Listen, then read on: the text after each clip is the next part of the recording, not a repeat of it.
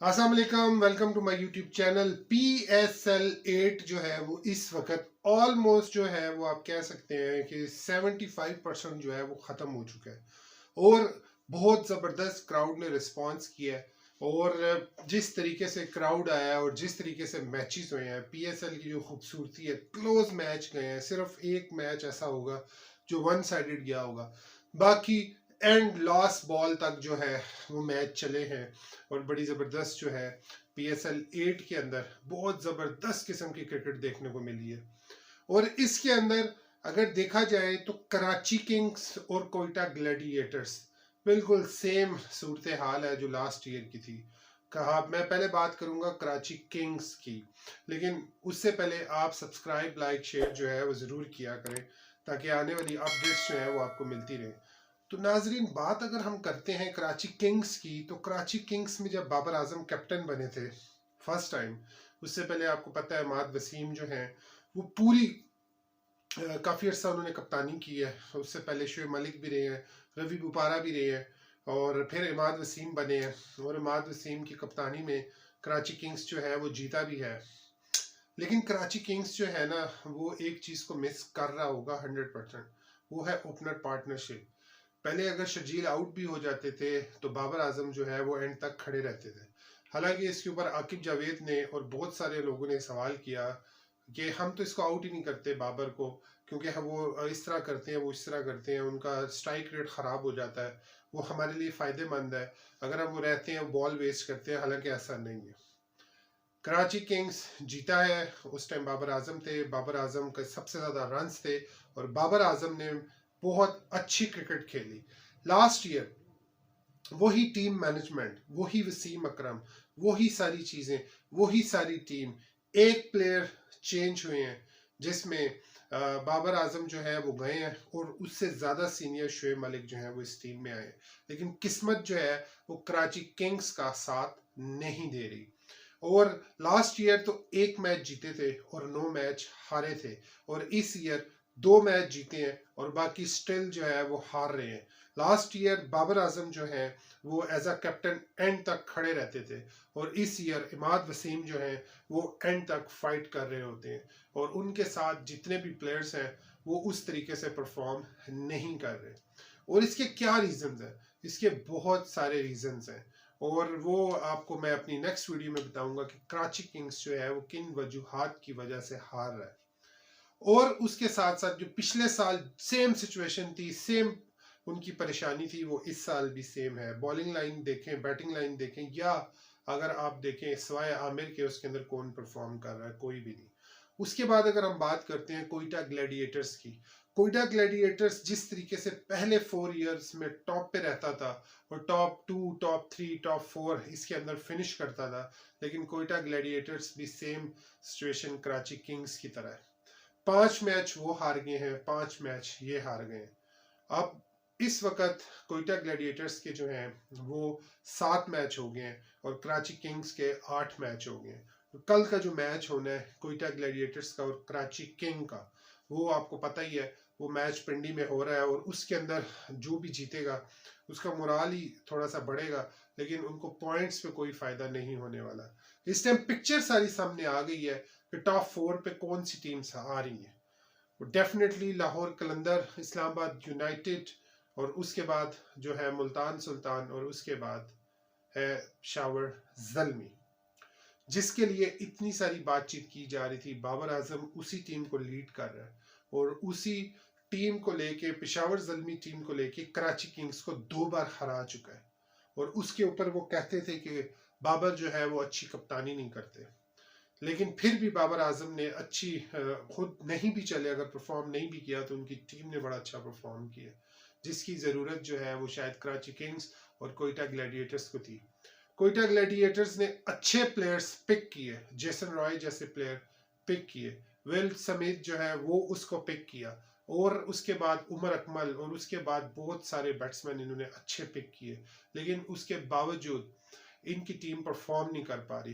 Captain के साथ साथ सरफराज के खुद भी परफॉर्म नहीं कर पा रहे उस तरीके से।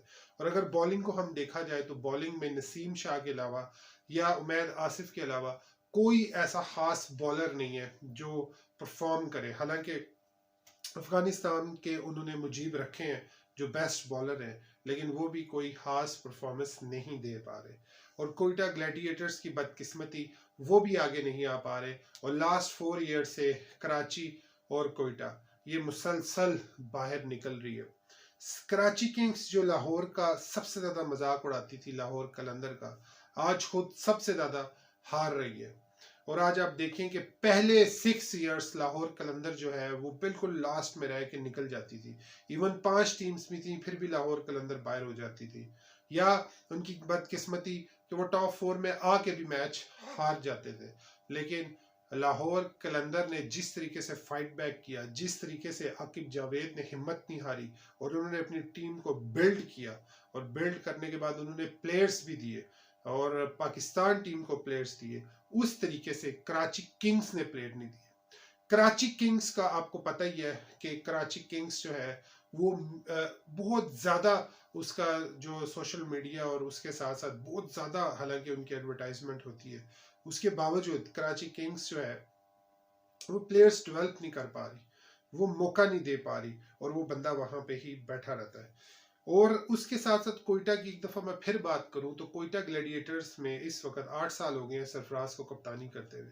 स्टार्टिंग में वो 2 बार फाइनल में गए और वो हारे, एक फाइनल वो जीते, और टॉप 4 में भी वो 2 बार गए, लेकिन उसके बावजूद वो उस तरीके से अब परफॉर्म नहीं कर पा रहे। हालांकि टीम मैनेजमेंट सेम है, कोच सेम है, बॉलिंग कोच सेम है, बैटिंग कोच पहले वो आते थे इनके विवर रिचर्ड्स, इस दफा वो नजर नहीं आए, और जो टीम को थोड़ा जेल करके रखते थे, और इसमें अब्दुल रजाक को वो मिस कर रहे हैं कोयटा ग्लैडिएटर्स, मुझे लगता है, क्योंकि वो भी जब तक थे तो बड़ी अच्छी परफॉर्मेंस रही है। लेकिन कोयटा ग्लैडिएटर्स उस तरीके से टीम जो है वो ऊपर नहीं उठा पा रहे, और अब ऑलमोस्ट जो है कोयटा ग्लैडिएटर्स और कराची किंग्स जो है उनका चैप्टर जो है वो इस वक्त PSL 8 के लिए क्लोज होता हुआ नजर आ रहा है। क्योंकि मुझे नहीं लगता कि पेशावर जो है वो इस तरह की कोई अब करे और उस पोजीशन पे आके पेशावर या मुल्तान सुल्तान अपने सारे मैच हारे तो फिर कराची या कोयटा का कोई चांस बने, ऐसी पोजीशन नजर आ नहीं रही। बाकी कुछ भी हो सकता है, जैसे पाकिस्तान टीम सेमीफाइनल में जा सकती है तो कुछ भी हो सकता है, क्रिकेट है, T20 क्रिकेट की यही खूबसूरती है कि कुछ भी हो जाता है। लेकिन इस वक्त पॉइंट्स टेबल की जो सूरत हाल है वो लाहौर कलंदर के 12 पॉइंट है और इस्लामाबाद यूनाइटेड के 10 पॉइंट है, सेकंड पोजीशन पे वो आ गए हैं। और उसके बाद जो है वो मुल्तान सुल्तान और पेशावर ज़ल्मी जो है वो है 8-8 पॉइंट के साथ। अब मुल्तान सुल्तान और पेशावर ज़ल्मी और इस्लामाबाद यूनाइटेड का एक मुकाबला होना है जो टॉप 2 पोजीशन के लिए ये आएंगे, क्योंकि टॉप 2 पोजीशन की जो सबसे बड़ी क्वालिटी है कि अगर पहला एलिमिनेटर मैच जो है वो टीम एक हार भी जाती है तो उसके पास एक और मौका होता है, एक और चांस होता है, और वो फिर थर्ड जो है मैच एलिमिनेटर होता है, वो आप समझ लें कि सेमीफाइनल बन जाता है, और वो फिर वो खेलता है और वो फाइनल के साथ जाके उसको एक चांस मिलता है, वो हार भी जाए तो वो हर कोई कोशिश करती है कि हम टॉप 2 में जो है वो फिनिश करें और टॉप 2 में आए, ताकि पहला मैच अगर हम हार भी जाए तो हमें एक चांस और मिलेगा फाइनल में जाने के लिए। और जो नीचे वाली पोजीशंस होती हैं 3 और 4, उनको पास जो हारती है उसका सीधा वापसी का रास्ता जो है वो उसका टिकट कट जाता है, लेकिन वो जो टीम जीतती है उसको एक दफा फिर सेमीफाइनल के तौर पे मैच खेलना पड़ता है और फिर वो फाइनल के लिए क्वालिफाई करती है। तो नाजरीन, कराची किंग्स और कोयटा ग्लैडिएटर्स ये इनके अभी बिल्कुल सफर इस वक्त खत्म होता हुआ नजर आ रहा है PSL 8 के अंदर। मैं कहता हूं कि कराची किंग्स को सपोर्टर्स ने भी उस तरह सपोर्ट नहीं किया। अगर वो कराची किंग्स के कराची के अंदर फुल स्टेडियम होता और वो उनकी कराची की पूरी सपोर्ट मिलती तो शायद कराची जो है बहुत अच्छी परफॉर्मेंस देता।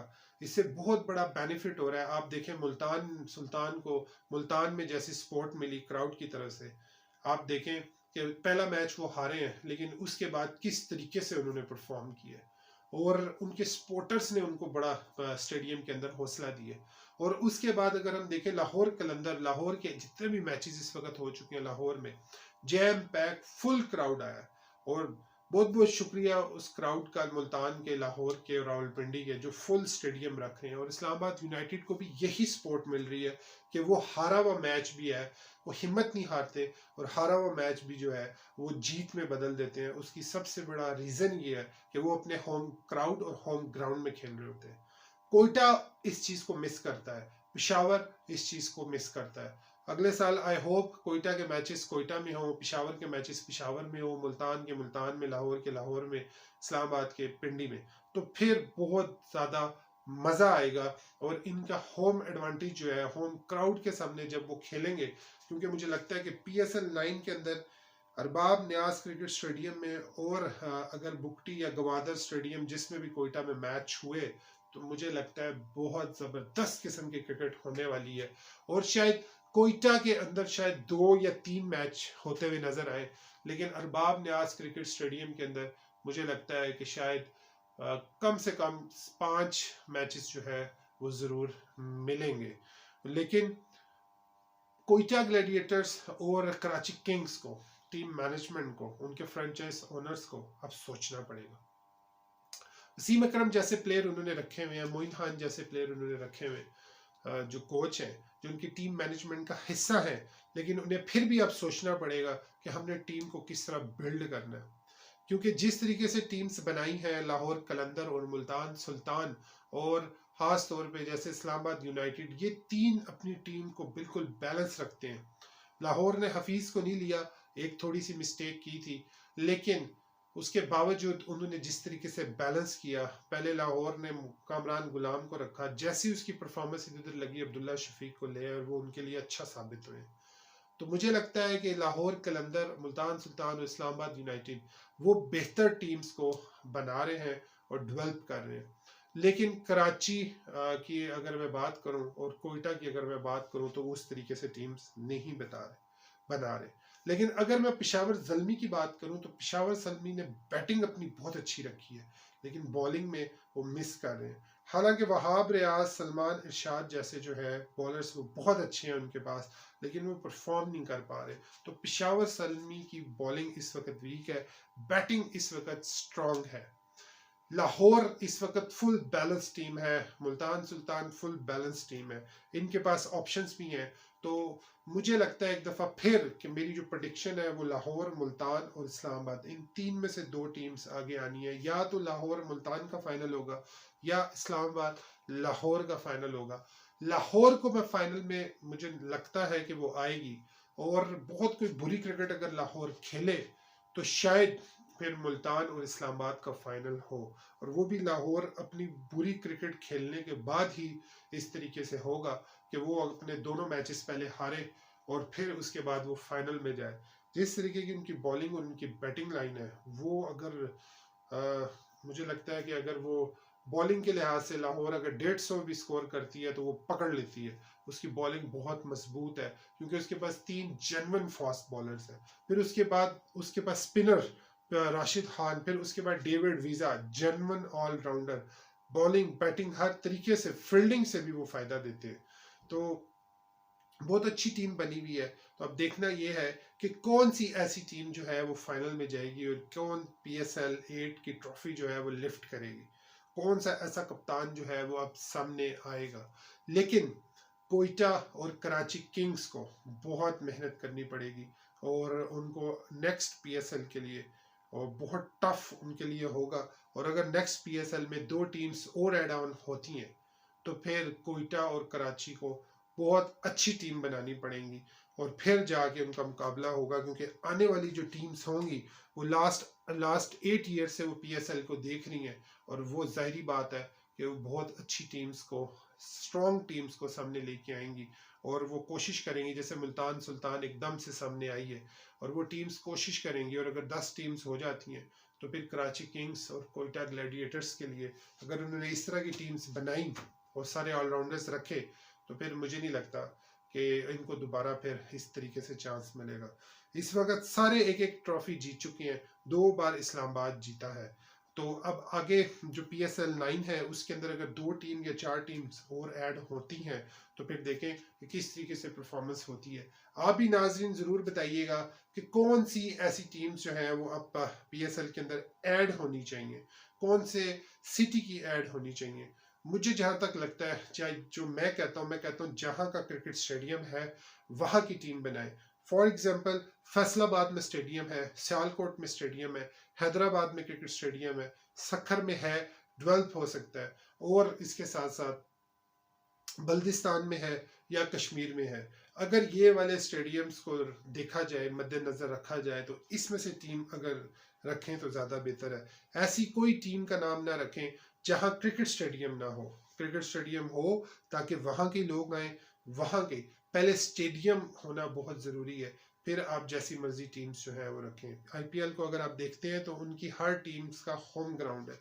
तो इस तरीके से पाकिस्तान PSL को भी चाहिए कि वो अगर फैसलाबाद में रखते हैं तो फैसलाबाद की स्टेडियम में होम ग्राउंड उनका हो, सियालकोट हो, हैदराबाद हो, सखर हो, फिर बल्दिस्तान की टीम हो एक, और फिर उसके साथ साथ अगर एबटाबाद और उसके साथ कश्मीर का एक स्टेडियम मुजफ्फराबाद स्टेडियम डाल दिया जाए और मुजफ्फराबाद की टीम डाल दी जाए तो मजा आ जाएगा, कंप्लीट एक पैकेज बन जाएगा PSL के लिए।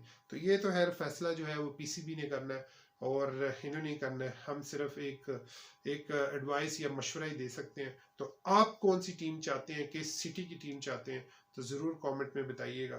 तो ये थी नाज़रीन आज तक की अपडेट। इस वक्त जो है जो कोयटा आउट और इस्लामाबाद यूनाइटेड बहुत अच्छा कम बैक करके जीता है, और कराची जो है वो भी इस वक्त बिल्कुल डाउन हो चुका है, और ये दोनों टीम्स के चांस अब आगे आने के लिए नजर नहीं आ रहे। मिलते हैं अपनी नेक्स्ट अपडेट के साथ। दुआओं में याद रखें। Take care. अल्लाह।